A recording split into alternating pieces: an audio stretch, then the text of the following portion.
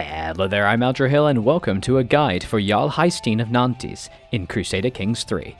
I've been playing a lot of CK3 ahead of its release and I am so excited to share guides and new content for the latest Paradox game. Before we get started, I'd love it if you'd let me know in the comments below what other guides you'd like to see, as well as other standalone videos on my channel for CK3. I base a lot of my content based on what people in the community actually want, and likes and dislikes are a huge part of that, so make sure you go down below and let me know what you think. Furthermore, make sure you do subscribe to the channel for all kinds of different Paradox content, including a lot for CK3. So, Jarl Haystein. He is my favorite character in CK2, and I'm so glad to see him as a recommended character in CK3. He's just so fun. He's a Viking with lots of free soldiers, incredible stats, and a remarkably advantageous position in southwestern Brittany. But how do you actually get started playing him? Well, for starters, your character is amazing, if a bit old. He's ambitious, he's lustful, he's greedy, and has some of the best military stats available, as well as the highest military education. The precise military trait you start with is randomized, but honestly, anything you get is fine. The very first thing you're going to want to do on starting a game as Jarl Haystein of Nantes is to make your son your ward so that you can ensure that you educate him properly and you get all the events and determine his stats. Secondly, you're going to want to invite knights, or rather champions as you're a pagan. This is incredibly important because you need a lot of people with high prowess to help influence your future battles, plus it means just a lot more Norse courtiers you can eventually make counts. Next up, for your lifestyle focus, you should pick the chivalry focus in Martial. This is incredibly useful for getting really effective bonuses, but also you get extra prowess, which makes you even better at fighting, something you're going to be doing a lot of. Now, here comes some of the really excellent tricks.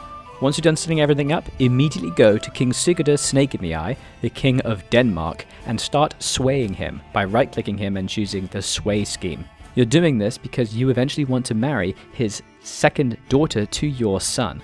This gets you an incredibly powerful and useful Norse ally that you can use for ages to come and help protect you from offensive wars. He won't want to just yet, but don't worry, just start the sway and you'll see. Before you even unpause, declare war onto Brittany, but for a duchy, not the invasion CB. This is vital because you simply don't have enough prestige to waste on a general kingdom invasion CB, and they actually get you the same thing because the Duke of Brittany only owns the Dukedom of Brittany, so you can just do that and pay 750 prestige. Immediately raise your army in Nantes and just go straight to their capital. You should find their army right there and you should kill it instantly. If you're incredibly lucky, you might actually capture the king in this battle and you can win the war straight away. And you can do that, or you could ransom him and keep going. There is a chance that he might marry the daughter of someone powerful like Francia, but more than likely you can probably win the war before any allies come to attack you. Whilst this is all going on and you're sieging down possibly, make sure you are recruiting any knights you get, because it's really useful to have lots of knightly courtiers who are actually, your religion. Once the war is over, make the Duchy of Brittany and invite the Count of Leon in the northwest to be your vassal. He'll immediately accept because you're his de jure liege and you're the same religion.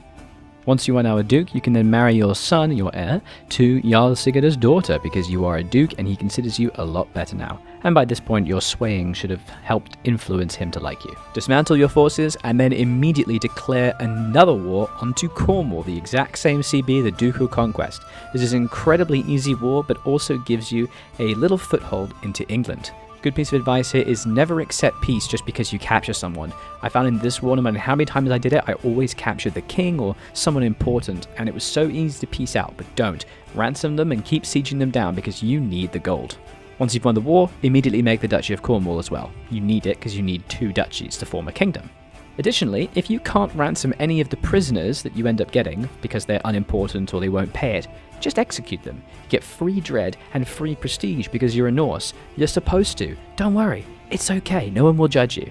However, if you happen to find that some of the unlanded Catholics that you've got in your jail are decent traits, they don't have anything like ambitious or anything, you can actually recruit them by negotiating release. You can then demand their conversion, recruit them, and get a weak hook all at once.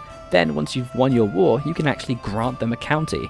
They won't like you very much, but you'll have a weak hook over them, and they'll be your religion. It's just such an effective way to grow your realm. Once you've formed your Duchy of Cornwall, again, invade Wessex. Keep moving east and go for a conquered duchy for Wessex itself, the petty kingdom of Wessex. It would be really nice to grab all of Wessex at once, but you can't afford the prestige. You don't start off with enough.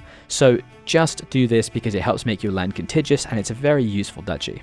Same stuff as before, just keep pushing, attacking them where you can, and sieging them down and trying to ransom or execute prisoners, or maybe even recruit.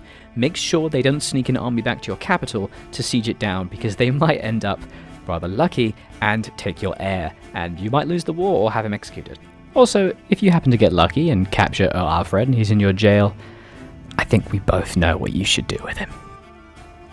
Once that's done, you have the petty kingdom of Wessex and you can start giving out the counties to various new vassals. You're probably finding you're a little bit low on money, so the best thing to do is to now start raiding. Immediately select the army that you just used to fight Wessex, turn them into raiders, and just start going around England. Click on the provinces that have actual settlements, the churches, the cities, and the castles. Your big army should do very well at sieging them down and getting you lots of loot. There are also a few events that happen, I think it's especially if you get a castle, that let you actually improve development in your capital or actually just get more gold and prestige. I typically always click the gold option because I want the money. I don't really care about development right now, I'm just trying to expand my realm at the expense of others. Plus the gold is very useful because you need 500 gold to form the Kingdom of Brittany. One big raiding run should be all you need. You just need to kind of go around all of southern England above the Thames and back, and once you have your 500 gold, there it is. You can form the Kingdom of Brittany. Now that you're a king, you'll keep your main title even if you have extra sons, and you will manage to keep your realm relatively together. You are now an incredibly powerful pagan king, and you can do whatever you like now. You can invade more into England. You can see about attacking Asturias in Spain. Maybe you want to conquer all of Ireland for yourself, or maybe you really want to continue killing Count Eudes, an entire family, and invade France. That's entirely up to you though, because this is just a guide to get you started. You should easily be king of Brittany with a huge realm by 870 at the latest, maybe 872 if you were a little bit slow with sieging. The only things that you have to consider now are the possibility of holy wars. If you expand too quickly and Christian England gets destroyed too fast by various pagan rulers, you might find a holy war is declared on you in England. But hey, that's just Crusader Kings 3.